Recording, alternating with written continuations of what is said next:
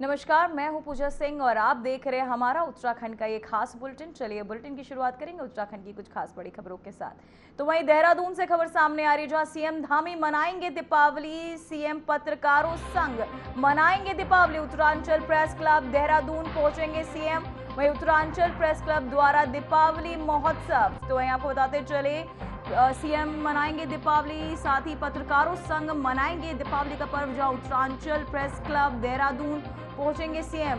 तो वहीं आपको बताते चले देहरादून से खबर सामने आ रही है, जहां सीएम धामी मनाएंगे दीपावली। सीएम पत्रकारों संग मनाएंगे दीपावली। उत्तरांचल प्रेस क्लब देहरादून पहुंचेंगे सीएम पुष्कर सिंह धामी, साथ ही उत्तरांचल प्रेस क्लब द्वारा दीपावली महोत्सव। तो वहीं आपको बताते चले इस महोत्सव के उपलक्ष्य में दीपावली मनाएंगे सीएम पुष्कर सिंह धामी। तो वहीं देहरादून से खबर सामने आ रही है, सीएम ने वन कर्मियों के हित में लिया फैसला। दीपावली से पहले वन कर्मियों को दिया उपहार। दुर्गम क्षेत्रों में तैनात कर्मियों को मिलेगा आवासीय भत्ता। कर्मचारियों के लिए सरकार का लगातार प्रयास। तो वहीं आपको बताते चले खबर सामने आ रही है, जहां सीएम ने वन कर्मियों के हित में लिया ये बड़ा फैसला। दीपावली से पहले वन कर्मियों को दिया ये बड़ा उपहार। दुर्गम क्षेत्रों में तैनात कर्मियों को मिलेगा आवासीय भत्ता। कर्मचारियों के लिए सरकार लगातार प्रयास कर रही है। तो वहीं आपको बताते चले दीपावली से पहले सीएम धामी का वन कर्मियों को ये बड़ा उपहार, जहां दुर्गम क्षेत्रों में तैनात कर्मियों को मिलेगा आवासीय भत्ता। साथ ही आपको बताते चले देहरादून से खबर सामने आ रही है, जहां सीएम ने वन कर्मियों के हित में लिया ये बड़ा फैसला। दीपावली से पहले वन कर्मियों को मिला ये बड़ा उपहार। दुर्गम क्षेत्रों में तैनात कर्मियों को मिलेगा आवासीय भत्ता। कर्मचारियों के लिए सरकार का लगातार प्रयास। तो वही आपको बताते चले वन कर्मियों को मिला ये बड़ा उपहार, जहां दीपावली से पहले सीएम पुष्कर सिंह धामी का वन कर्मियों को उपहार। दुर्गम क्षेत्रों में तैनात कर्मियों को मिलेगा आवासीय भत्ता। तो वहीं मुख्यमंत्री पुष्कर सिंह धामी ने पंतनगर में आयोजित गोष्ठी एवं संवाद कार्यक्रम में भाग लेकर छात्रों और किसानों के साथ विचार विमर्श किया। इस कार्यक्रम में छात्रों, किसानों और स्थानीय नागरिकों ने सक्रिय रूप से भाग लिया और सुझाव और विचार साझा किए, जिससे कार्यक्रम का उद्देश्य शिक्षा, कृषि और सामाजिक संवाद को बढ़ावा देना हुआ। मुख्यमंत्री ने कहा कि राज्य सरकार युवाओं और किसानों के विकास और कल्याण के लिए निरंतर प्रयास कर रही है और इस तरह के संवाद कार्यक्रम नीति निर्माण और जन भागीदारी के लिए महत्वपूर्ण माने जाते। कार्यक्रम में उपस्थित लोगों ने मुख्यमंत्री के विचारों को सराहा और भविष्य में ऐसे संवाद कार्यक्रमों को पुनरावृत्ति का उम्मीद भी जताई है।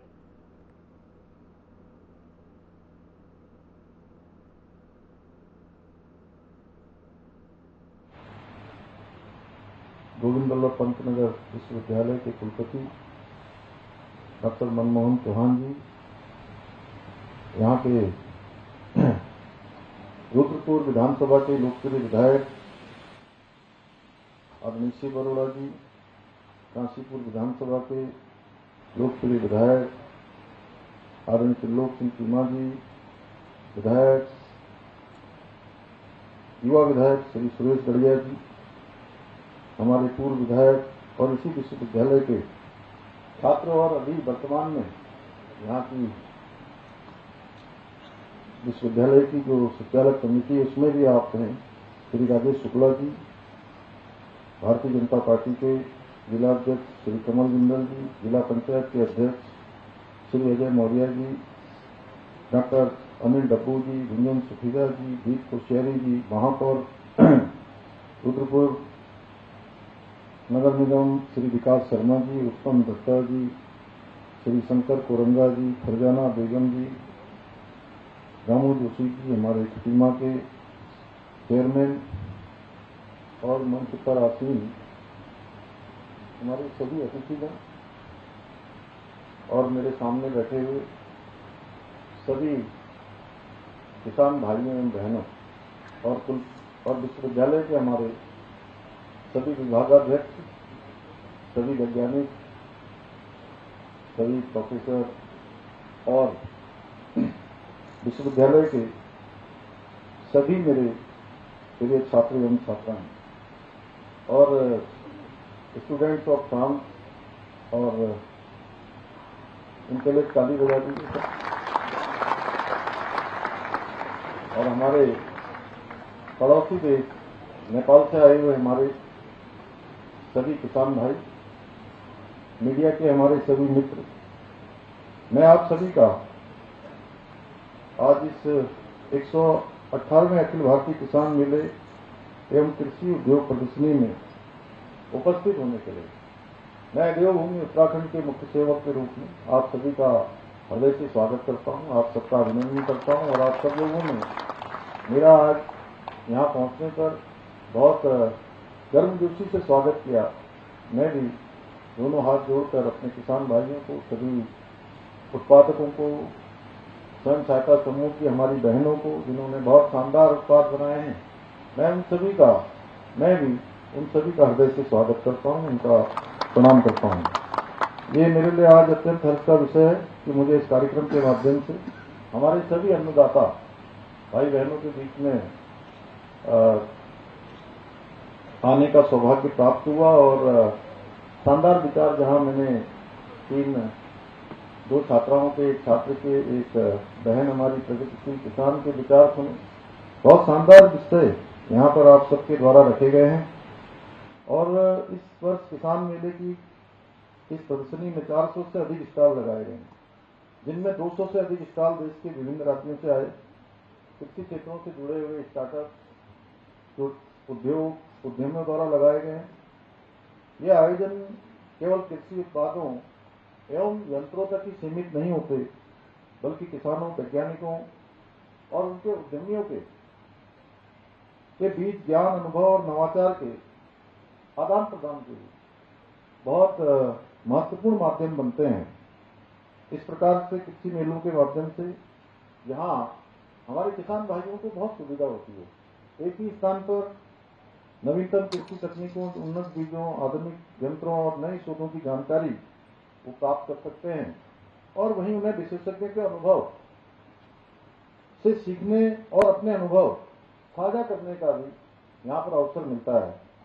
मुझे पूरा विश्वास है इस मेले में प्रदर्शित की जा रही आधुनिक तकनीकी और नवाचारों के माध्यम से हमारे किसान भाई पारंपरिक तरीकों के साथ साथ नई वैज्ञानिक विधियों को अपनाकर अपनी खेती को और अधिक उत्तम बनाएंगे और अधिक टिकाऊ बनाएंगे और लाभकारी बना पाएंगे, जिससे आने वाले समय में उनकी आय दोगुनी हो, जो आदरणीय प्रधानमंत्री जी का भी विजन है, बल्कि प्रदेश की कृषि व्यवस्था भी और देश की अर्थव्यवस्था भी सशक्त बने, समृद्ध बने। भाइयों बहनों, आदरणीय प्रधानमंत्री जी के नेतृत्व में आज भारत विकसित भारत के संकल्प को लेकर तेजी से आगे बढ़ रहा है।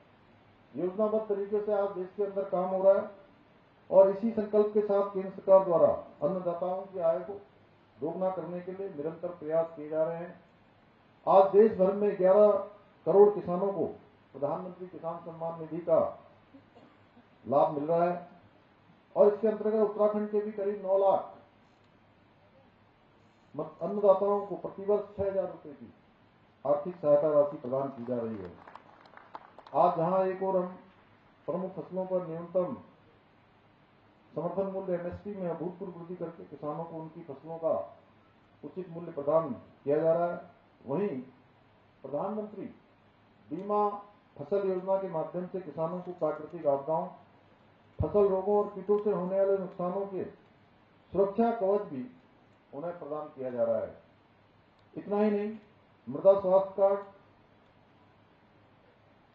योजना के द्वारा खेतों की मिट्टी के वैज्ञानिकों की जांच कर किसानों को पोषक तत्वों की कमी और आवश्यक उर्वरकों की जानकारी भी दी जा रही है, जिससे उनकी उपज गुणवत्ता और उर्वरता दोनों में सुधार हो रहा है। इसके साथ ही किसान मानधन योजना, मिलेट मिशन, बागवानी विकास मिशन, कृषि यंत्र सब्सिडी, बूंद बूंद सिंचाई योजना और डिजिटल कृषि मिशन जैसे अनेक योजनाओं द्वारा किसानों को लाभ पहुंचाने के प्रयास किए जा रहे हैं। यही नहीं, इस वर्ष के बजट में कृषि को विकास का प्रमुख इंजन मानते हुए जहां एक और किसान क्रेडिट कार्ड की लिमिट को 3 लाख रुपए से बढ़ाकर 5 लाख रुपए करने का ऐतिहासिक निर्णय लिया गया है। वहीं प्राकृतिक खेती को प्रोत्साहित करने के साथ साथ सिंचाई और कृषि तकनीकों के विकास पर विशेष फोकस किया जा रहा है। कल ही आप सब लोगों ने आदरणीय प्रधानमंत्री जी को सुना होगा, उन्होंने देश के अन्नदाताओं को बड़ी सौगात देते हुए 24,000 करोड़ की पीएम धन धान्य की कृषि योजना और दलहन उत्पादन को बढ़ावा देने हेतु 11,500 करोड़ रुपए की लागत से दलहन उत्पादकता मिशन का भी शुभारंभ किया है। आदरणीय प्रधानमंत्री जी के नेतृत्व और मार्गदर्शन में, उनकी प्रेरणा से हमारी राज्य सरकार भी प्रदेश के किसानों के उत्थान और समृद्धि के लिए संकल्पित होकर निरंतर कार्य कर रही है। हम एक और जहां प्रदेश के किसानों को 3 लाख रुपए तक का ऋण बिना ब्याज के उपलब्ध करा रहे हैं, वहीं कृषि उपकरण खरीदने हेतु फार्म मशीनरी बैंक योजना के माध्यम से 80% तक की सब्सिडी प्रदान कर रहे हैं। यही नहीं, हमने किसानों के हित में नहरों से सिंचाई को पूरी तरह से मुक्त करने का काम भी किया है।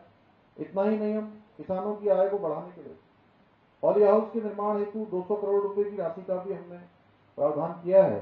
मुझे बताते हुए खुशी हो रही है कि इसके अंतर्गत अब तक हम राज्य में लगभग 115 करोड़ रुपए की सहायता से करीब 350 पॉली हाउस स्थापित भी किए जा चुके हैं। इतना ही नहीं, हम जहां एक और गेहूं खरीद पर किसानों को 20 रुपए प्रति क्विंटल का बोनस प्रदान कर रहे हैं, वहीं गन्ने के रेट पर 20 रुपए प्रति क्विंटल की बढ़ोतरी भी कर रहे हैं। इसके अतिरिक्त हमने उत्तराखंड के पहाड़ी क्षेत्रों में वर्षा आधारित खेती को नई ऊंचाइयों पर ले जाने के लिए लगभग 1,000 करोड़ रुपए की लागत से Uttarakhand climate responsible rainfed farming project भी स्वीकृत किया है। हमारी सरकार सब्जियों की तरह ही फलों के उत्पादन को बढ़ाने के लिए भी विभिन्न स्तरों पर काम कर रही है। हाल ही में हमारी सरकार ने 1200 करोड़ रुपए की लागत से नई सेब नीति, नई कीवी नीति, स्टेट मिलेट मिशन और ड्रैगन फ्रूट नीति जैसे कई महत्वपूर्ण योजनाओं को लागू किया है। उसका परिणाम भी हमें दिखाई दे रहा है। यही हमारे इसी क्षेत्र में बड़ी संख्या में आज ड्रैगन फ्रूट की खेती लगातार आगे बढ़ रही है और इन नीतियों के तहत बागवानी को प्रोत्साहन देने के लिए किसानों को 80% तक की सब्सिडी प्रदान की जा रही है। यही नियम किसानों की उपज और गुणवत्ता को बढ़ाने के लिए ग्रेडिंग सॉर्टिंग यूनिट के निर्माण के लिए भी अनुदान प्रदान कर रहे हैं। आज इस अवसर पर मैं आप सभी कृषि वैज्ञानिकों से यह आग्रह करना चाहता हूं कि आप हमारी पारंपरिक कृषि व्यवस्था पर भी जरूर अनुसंधान करें।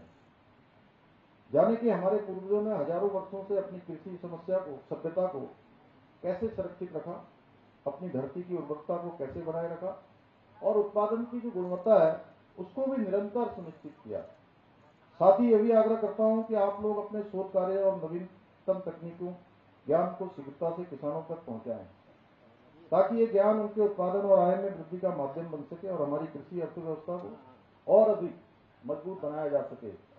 भाइयों बहनों, आज के इस अवसर पर हम किसानों की प्रगति पर चर्चा करने के साथ साथ अभी प्रदेश में नकल कानून और समान नागरिक संहिता पर भी संवाद करने के लिए भी यहाँ पर एकत्र हुए और अच्छे विचार हमारे विद्यार्थियों के द्वारा, छात्र और छात्राओं के द्वारा यहाँ पर रखे गए। आज हमारे छात्रों ने इन दोनों विषयों पर बहुत सुंदर प्रस्तुतिकरण दिया। इसके लिए मैं उन छात्रों का भी, पूजा का भी, जिसने कार्यक्रम को शुरुआत की, सभी जिन्होंने भाग लिया, दोनों को मैं बहुत उनका आभार व्यक्त करता हूँ और बहुत प्रभावी तरीके से उन्होंने, मुझे लगता है कि कम शब्दों में गागर में सागर भरने का काम किया।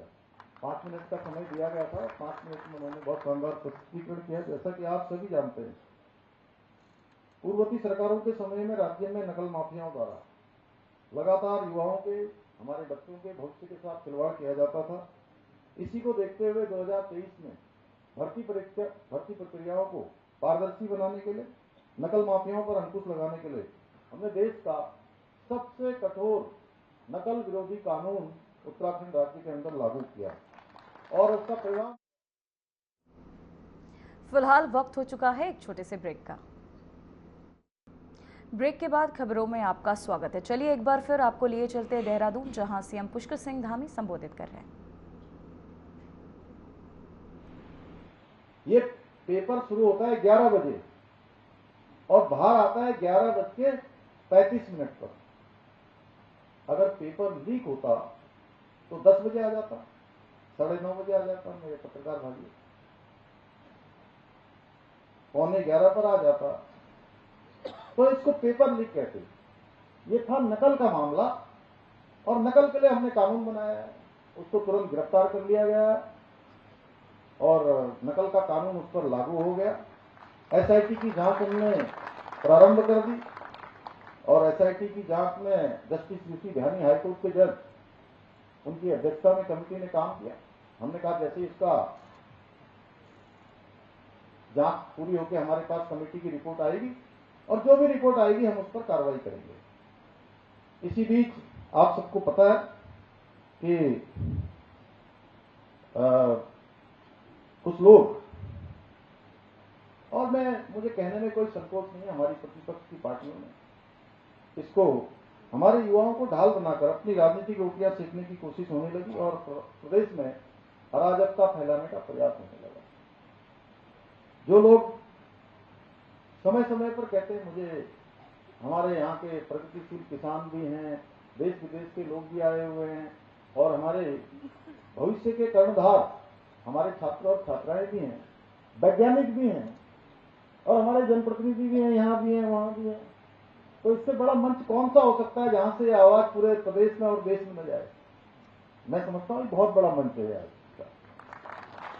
और ऐसे लोग आपने देखा होगा, जब किन्हीं नेताओं के ऊपर एक पार्टी के सर्वोच्च नेता साहबजादे पर जब सीबीआई और ईडी की बात होती है या उनके नेताओं को ईडी सीबीआई पकड़ती है गलत कामों के लिए, तो ईडी और सीबीआई का वो विरोध करते हैं और यहां उत्तराखंड में कहने लगते हैं छात्रों और हमारे युवाओं को भड़काने के लिए, बरगलाने के लिए कि आप सीबीआई की जांच करवाइए और कहते हैं कि हम इससे पीछे कुछ नहीं मानेंगे।